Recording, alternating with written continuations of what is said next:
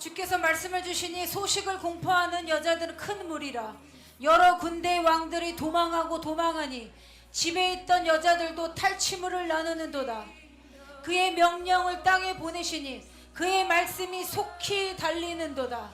아멘. 이제 하나님께서 이곳에 오신 분께 하나님의 말씀을 허락하실 것입니다. 그리하여 집에 있는 것 같지만 여러 군대의 왕들이 도망하고 도망하는 그러한 영적인 강력한 용사로 주님께서 훈련시킬 것입니다. 그러면 집에 있지만 집에 있던 여자들도 탈취물을 나누는도다.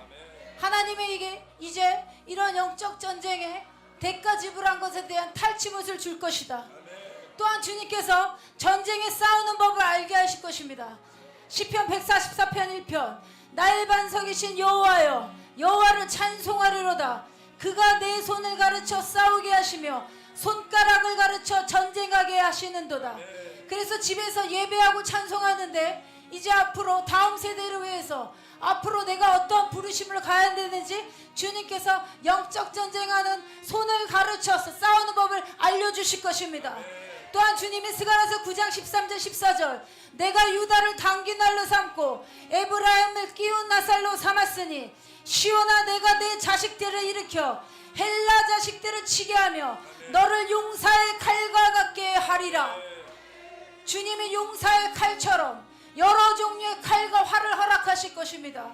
세카와 셀라이카 그래야 너희는 이제 마지막 때 나를 위한 영광의 전쟁을 위해 준비하라.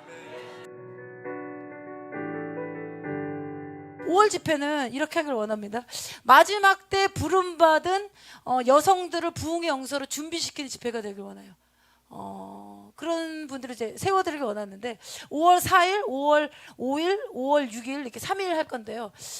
스페셜 인비테이션이 있습니다. 이 가운데 어떤 분을 초청하려고 하냐면 제가 이 음성을 주님께 정확히 들었기 때문에 나누도록 하겠습니다. 학대받은 자들을 여러분 초청하십시오. 학대받은 자들. 지금 한국에 일어나는 이단단체에 있었던 이런 일들이 있죠. 성적인 학대 이런 거. 이거 뭐냐면 아버지 사랑, 그들이 그거에 빠지는 이유들은요, 심리를 잘 보면 어떤 슬픔이 있어요. 관계성의 어려움이 있어요. 어떤 아버지나 가족과 어떤 분리와 단절이 있는 사람들이에요. 그러니까 잘해주니까 우리가 또 단체 문화가 있잖아요. 한국 문화. 그러다 보니까 어이 하다 보니까 거기서 못 나오게 된 거예요. 여러분. 여러분 예수 그리스도 외에는 다른 구원의 길이 없다고 주님 말씀하셨잖아요. 근데 왜 자기가 메시아라고 하고 자기가 아버지라고 하고 왜 성적으로 그 사람을 망가뜨립니까? 그들에게는 엄중한 하나님 심판이 있을 것입니다. 그래서 여러분 학대받았던 자들, 학대받은 자들을 치유할 부르심을 받은 자들은 스페셜하게 여러분 초청하십시오. 3월 9일날 제가 이게 내려왔거든요. 주님 이 집회를 어떻게 할까 제가 2, 3주 기도했어요. 그런데 주님이 그날 어떤 말씀 해주셨냐면 히브리서 13장에 보면 너희도 함께 갇힌 것 같이 갇힌 자를 생각하고 너희도 몸을 가졌은즉 학대받는 자를 생각하라. 학대받는 자를 생각하라고 주님 말씀하신 거예요. 그래서 제가 하루 종일 묵상했습니다. 주님 학대받은 자를 어떻게 생각할까요? 여러분 지금 마지막 때 하나님 쓰시는 엔타임에 부르심이 있는 여성들은요, 주께서 말씀을 주시니 소식을 공포하는 여자들은 커다란 무리라. 여러 군대의 왕들이 도망하고 도망하니 집에 있던 여자들도 탈취물을 나누느니라. 마지막 때 예수님이 재림하신다.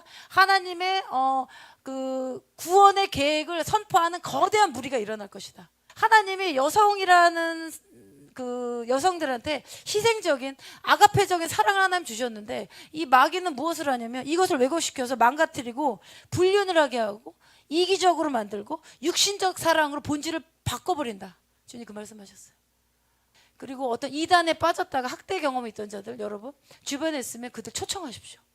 우리는 모르지만 그들이 주님 안에 그리스도 예수 안에서 회복되고 치유되면 마지막 때 숨겨진 하나님의 영적인 자이언트가 될 수 있는 거예요.